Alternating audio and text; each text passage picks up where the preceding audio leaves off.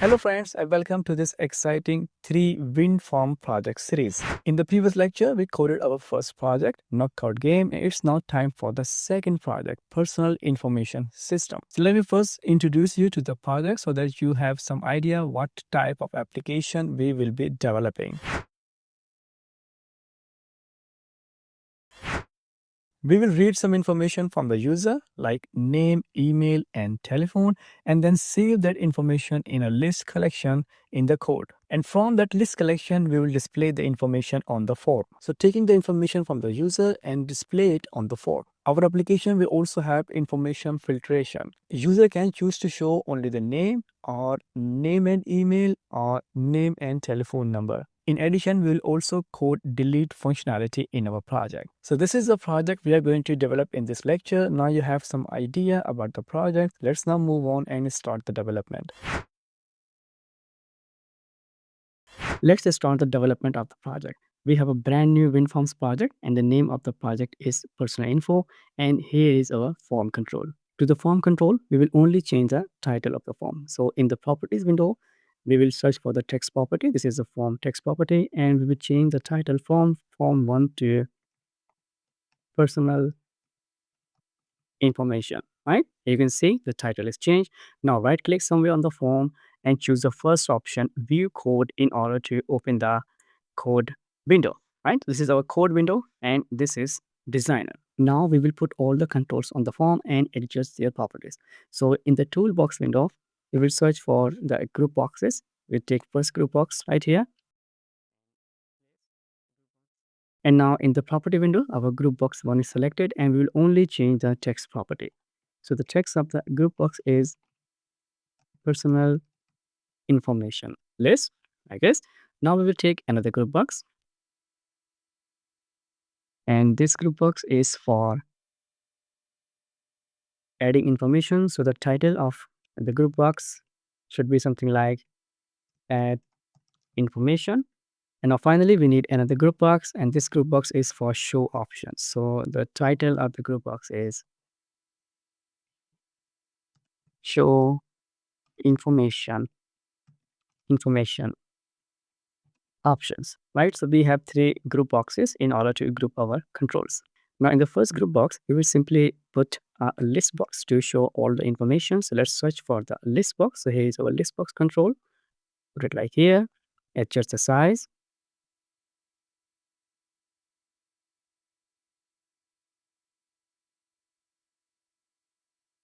And in the property window, we will simply change the name of the list box because we are going to use this list box in our code, lvx show info list box. And now in the add information group box, we will first put 3 text boxes.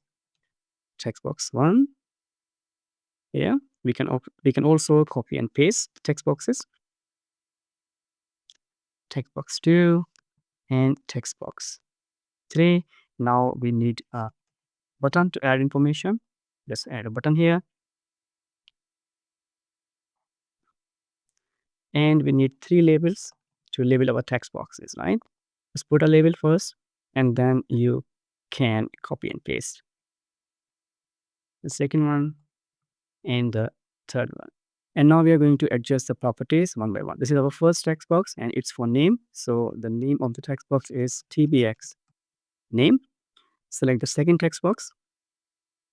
Second text box is for email. So the name is tbx email. And now I will select the third text box.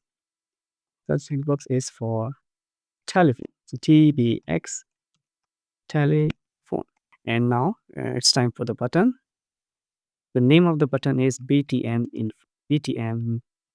add information, and the text should be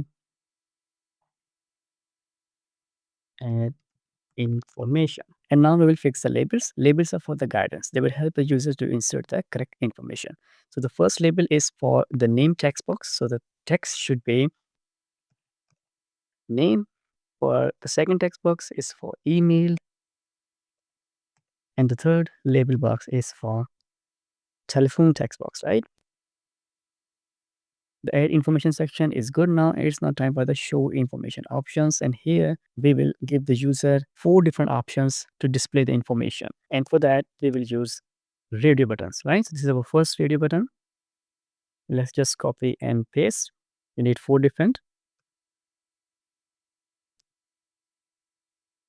On the first radio button, we show all the information, name, email, and telephone. And the text to the radio button is show all info, like this. And the name of the radio button, the name is important because we are going to use all the radio buttons in the code. Radio, show all. Let's now select the second radio button. The name is radio, show name. And the text should be show name. Select the third radio button. The text should be here, show name and email. The name is radio, show name, email. And now the fourth one, show name and telephone.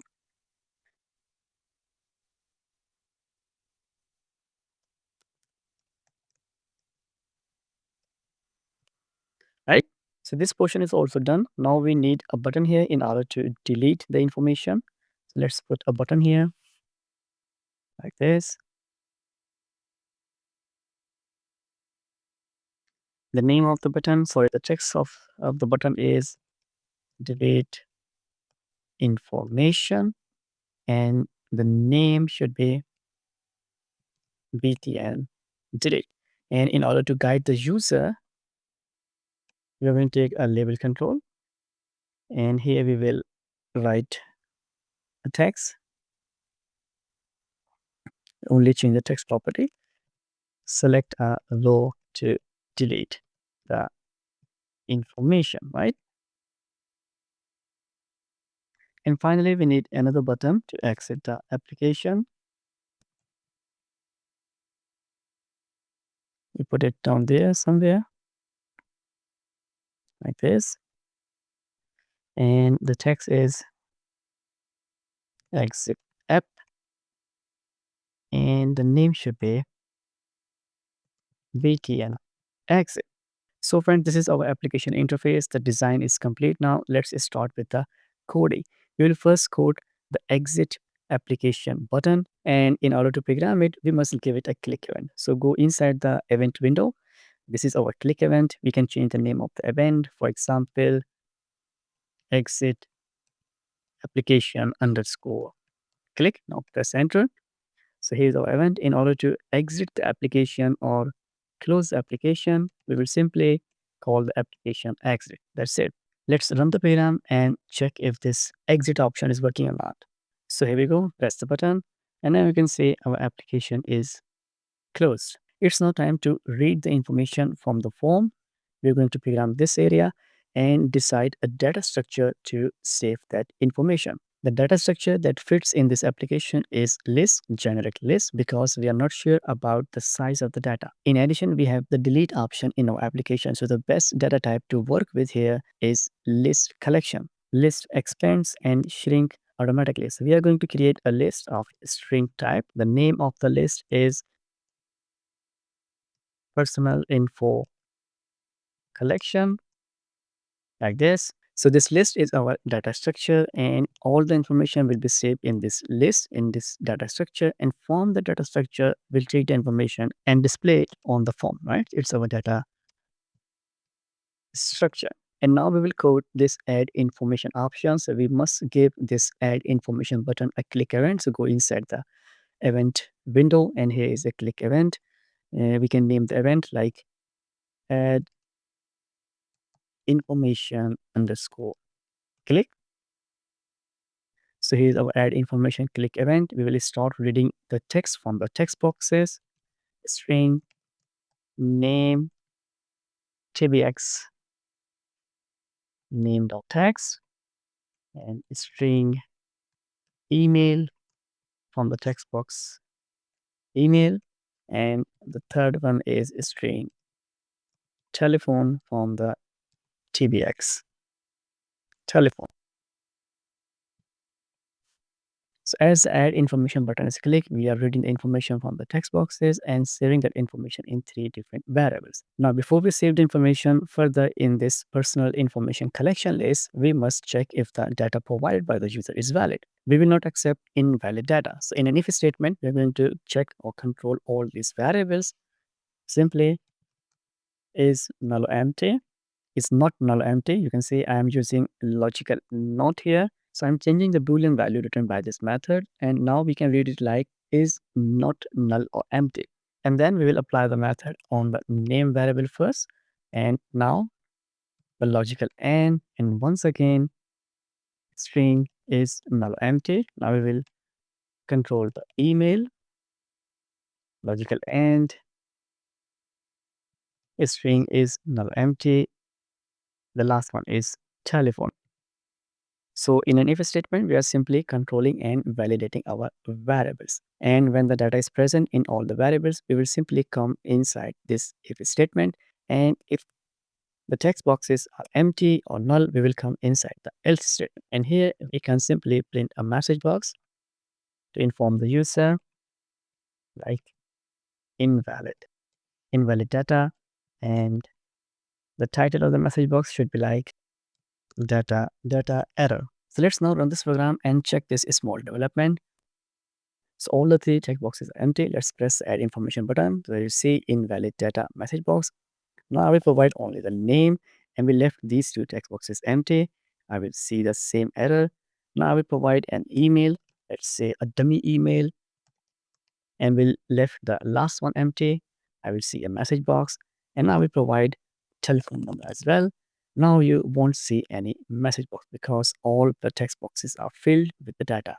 Let's press the button and you see no message box. That means this if statement became true and we are now inside the if statement block. Now inside that if statement block, we are going to insert the data in our personal information collection. But before we insert the data in the collection, we must prepare a string because we have our data in 3 different variables. And we also need to think about the extraction and separate the information in order to show the information in different ways. So let's prepare a string with the separators so the extraction can be done later on. We need a string variable. Let's call it prepare. And now we're going to combine these 3 variables, name, email, and telephone with a separator. So name is the first, concatenate. And now the separator I'm going to choose here is hashtag. You can choose any other character like exclamation mark, plus, minus, whatever. Email, hashtag, and the final one is telephone. So this hashtag is actually the separator. When the time comes to extract the information, we will provide this hashtag as separator to the split method. And now we can insert this prepare string into our personal information list collection. So we will simply call the add method. This is how we insert the information and prepare.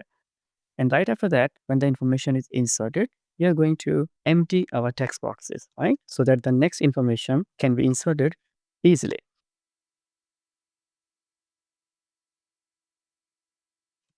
TBX name text empty, and the last one is TBX telephone empty. So as the information is saved in the collection, the text boxes are clear. Let's run the application and check the development.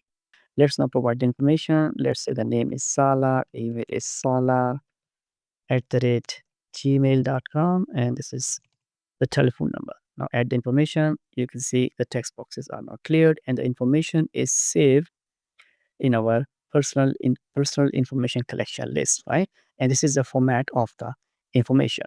So just execute the application and now we are going to show information in our list box. So as the information is added, this list box will simply update itself and show the current and updated information. To insert the information in the list box, we will simply create a method because we need that method or we need to update the information in the list box on several places in the program. So let's create a method and call it void update list box info like this. Now, as this method is called, we will simply clear the list box. We will remove all the information from it. And after that, we will insert the information. And we will always get the information from our list collection because this is our data source. So now we are going to loop through our collection. The collection name is personal information collection. The type of the data is string. The local variable, we can keep the name items. So we are simply looping through our personal information collection list, and we know every item in our list is in this format, right? But it's now time to show the information to the user. So we are going to split the information. The split function returns a string array. So we need to capture all the information in a string array. Let's call the array just info. And on the items, we will simply call the split method. And now our separator is, as you know, hashtag. So after applying the split method, the string in this format is now divided into 3 different values. And here we have all the values. This is a string array. Now using these values, we can prepare a data that can be shown on the form. So let's create a variable. Let's call it show. And now we will prepare the data. Info of 0 will represent the name. Name is at index 0. And now we can format it as we like. For example, I wanna put a comma in between. Now info of index 1 represents the email, comma, and info of the last index 2. And we have missed the plus sign here. So now we have prepared a string that can be shown, that can be displayed on the form. And what control do we have? We have this list box, right? So let's just now call the list box items add and insert the show variable. So simple as that. We're looking through all the information from the collection and then separate all the values using the split method, prepare a string that can be shown or displayed on the form, and now show the value on the form. Now this method needs to be called as soon as we insert the information. So here is the first call of the method. So as the data is inserted in the collection, we will simply call update list box info method. And this method will simply display the information on the form. So let's now run this application and check the development. So let's provide the information. Salar, email is salar@gmail.com. Let's say, and the telephone number is. Now press the add information button, and here see the information is added. Now provide some more records here. Let's say Sarah, email is sarah@gmail.com. Telephone number. Now press information. Now you can see the information is added in our list box. So this part is also programmed. As we read the information, we show it on the form, right? So let's now move on. It's now time for different options, different show options. And to program these options won't be difficult. Now the first thing, as usual, we will make these checkboxes functional. So select all the checkboxes and go inside the event window, and the event we need here is called checked change. Here is event check change, right? This event is normally applied on the checkboxes. So name the event, for example, show information radio check change, right? Now press enter. So all the radio buttons are sharing the same event. We can confirm it just by displaying a message box. For example, checked. Now run the program. As I say, if I press the first one, you see the message box, second one, third one, and the last one, right? So all the radio buttons are responding to this show information radio button. Now inside it, we are going to find out which one is actually checked. And for that, in an if statement, we call a radio button. For example, the first radio button is show all, and we will further call the check property on it. Right? So if the first radio button is checked, we will simply come inside this if statement and will perform the operation accordingly. Now, if this one is not checked, else if, now we will check for the second checkbox, checked, else if radio show name and email. If this one is checked, we will come inside if statement. And the last one is else if radio name and telephone is checked. So this is how we can program the radio buttons. They have different jobs. They will show a different piece of information, and that's why we need to find out which one is actually checked. Now, the radio show all will simply show the complete information, and for that, we already have a method. We have update list info method, so we just need to call the same method with the inside the show all radio button, right? So this part is now automatically done. And when the radio button show name is checked, we will only show the names, right? So we need to write another method. We can copy this method from here. It will help us. And down there, paste the method, change the name of the method. Let's say update list with only names, right? And here we just need to modify the information like this. So almost the same code, but this time we are only choosing the name to display on the form, right? And this method we are going to call in the radio show name option. And now for the radio show name and email, we will show only the name and the email. So let's copy this information from here, paste it here, change the name, show only name and email. Now we will extend it once again, comma, and the email is at index 1 of info like this. And now we can call this method at the right place. This is the right place. And the final one, is show name and telephone number, right? So copy this method once again, make a copy, show and name and telephone like this. And instead of index 1, I will change it to index 2. Index 2 represents the telephone number. And this method I'm going to call in the last option like this. Now our radio buttons are totally programmed. Let's run this program and check the output. Now insert some information. Let's say Sala, gmail.com. It's a telephone number. Add the information. Peter.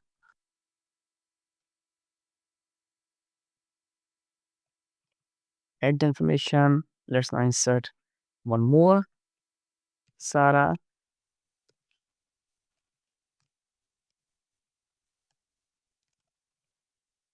Now we can check our radio buttons. Select the name option and see only the names are displayed. Name and email option. So you can see only the names and the emails. Names and telephones. So you see names and telephones and you want to show the complete information. Switch back to show all information. So you see all the information, right? So show information portion is also programmed. It's now time for the last one. Delete information. So let's see how do we code it. Let's just start with the event. Select the button, delete information, go inside the event window, and here is a click event. Let's call the event delete info. Click, press enter. Now, the list box control that we have on our form is an advanced control. It shows the information in rows, and every row has an index value, and that index value starts from 0. So list box control has index values, and index value starts from 0.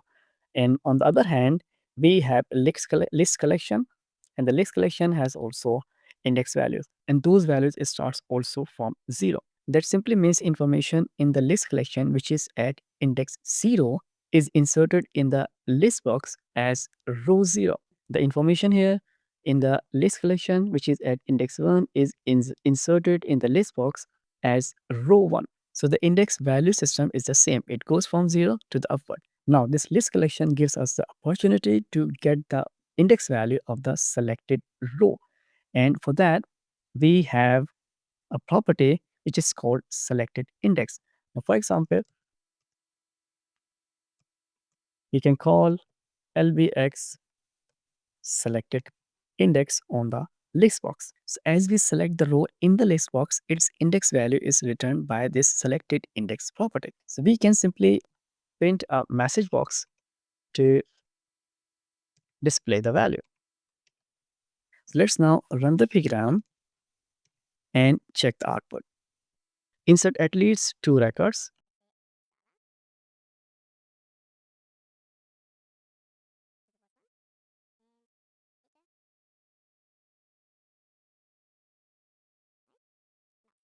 Now select the first one. This is at index 0 in the collection list or in the list box, and click on the delete information. You can see the index 0 in the message box. Now select the second one. This information is at index 1 in the collection or in the list box. So let's click the button and you can see the index value, right? So we are getting the index value in our program using the selected index property. And now we can use this index value of the selected record in order to remove the information from the list collection. But before we do so, we need to check for the valid index value. When no record is selected, the selected index property will simply returns -1. So before we use this value, we must validate it. And that's why we put a message here on the form to inform the user. Select a row to delete the information. So in case if user does not select the row and just click the delete information, we must control it in our application. So as long as the value of the index variable is not -1, that simply means user have selected a row. And when the row is selected, we can simply perform the delete operation. Now on our personal information collection list, we will call the remove add method, and to the remove add method, we will provide the index value. And as we remove the method at the selected index, we must update the information in our list box. And for that, we already have a method update list box info. That's it. Now you can see this method update list box info is called 3 times. Here we are calling it, and we are calling this method with the radio buttons, and we are calling this method as soon as we get the new information from the user. So on 3 different places we are calling this method, and now our application is completely programmed. So let's run this application one last time and provide the information.